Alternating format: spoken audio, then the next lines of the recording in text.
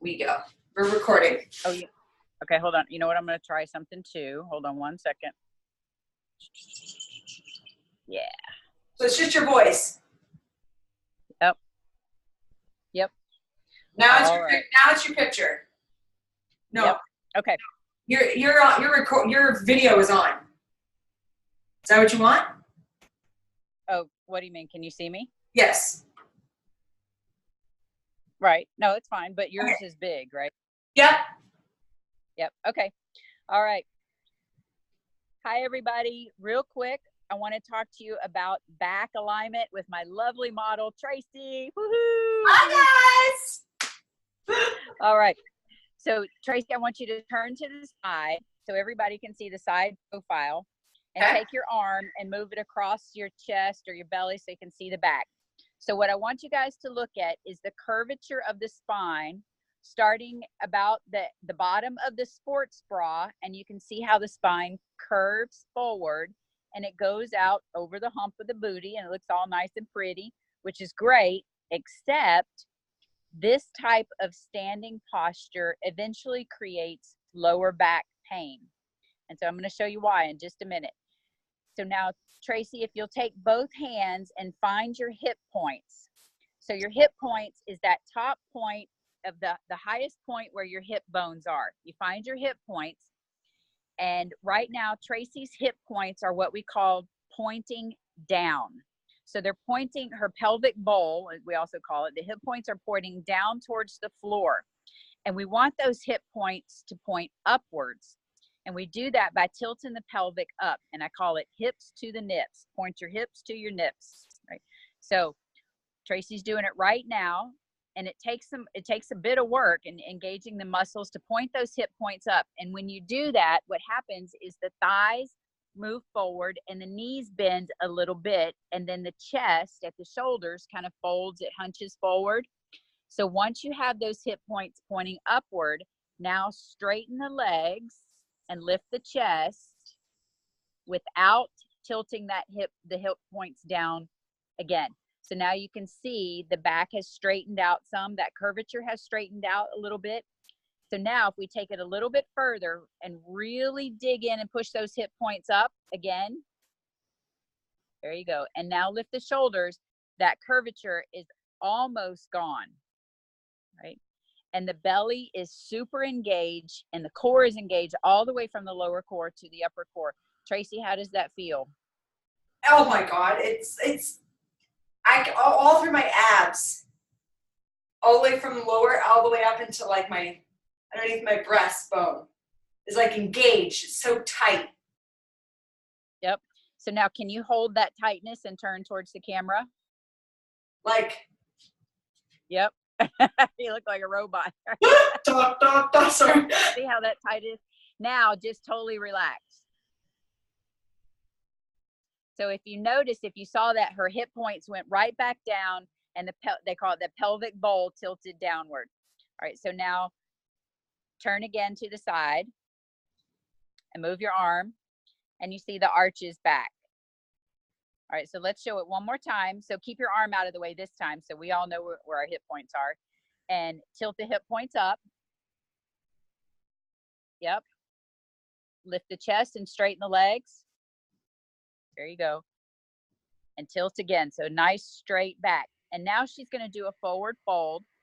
So hold, engage the core, keep that held, and inhale your arms up. Oh, yeah. Just fold. Either one. Nice straight back. And inhale and fold.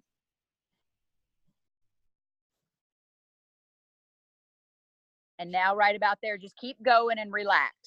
Just hang forward and relax. Once you get into the fold, you relax and the hip points point back downward. So if she were to come up to a flat back, what we call a flat back or halfway point, put your hands on your shin and lift up. You can see that arch comes right back from the sports bra down to the tailbone area. There's just like a little curve there. And so now she's going to show you how to flatten that out. So imagine your hip points pointing up towards your nips. Yep, you see that? And we call that rounding the spine. So it feels like the spine is rounded, but we want a flat back. So to make the back flat, you're going to reach out with your neck and your head while pressing your shoulders down your spine. Reach, push your shoulders down your spine, reach out. There you go. That's it. Just that little bit of adjustment. And you can see her spine, the outline of her spine is super straight. Now to come up, you maintain that hold in the core. You push your hips forward to come up and lift with the upper chest. Push the hips forward, really push them forward. There you go. And look how her back is still straight. Now stay right there and just relax like back into your normal stance. Woo, perfect. Did you see that? So that lower back movement where we have that posture that has the arch in the back, it protrudes your spinal disc forward, like towards the belly, which is what ends up creating bulging disc or herniated disc. And it also decreases the muscle strength in the core area because we're using our lower back to move and we're not using the front core.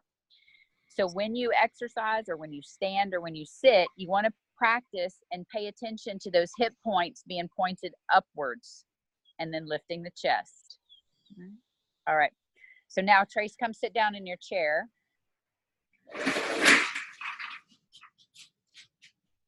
And we're going to show what this looks like sitting. So turn to the side again. Yep. And you can see again that curvature starts right about the sports bra area.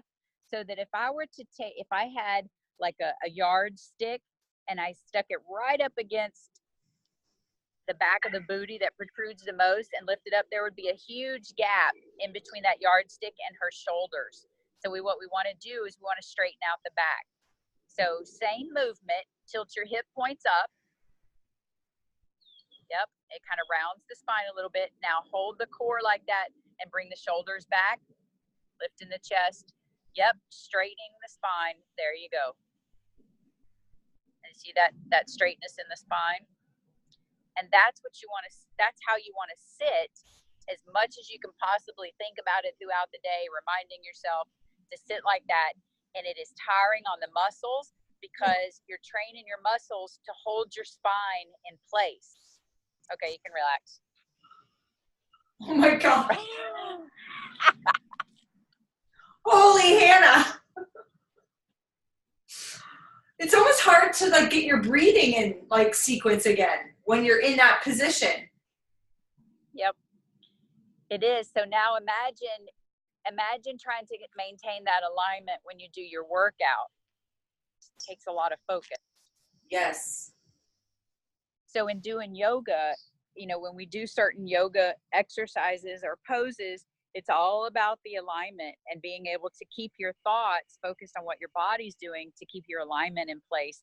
And that's where some of the great workout happens, because even just when you were standing up or sitting down and holding your spine straight, how did your breath feel afterwards? Were you out of breath? Yeah, I was out of breath. I felt like I was exhausting my muscles because I had it so engaged, and I was focused on just keeping that engaged that I was trying to catch my breath, really. And then afterwards, when you relax, you're like,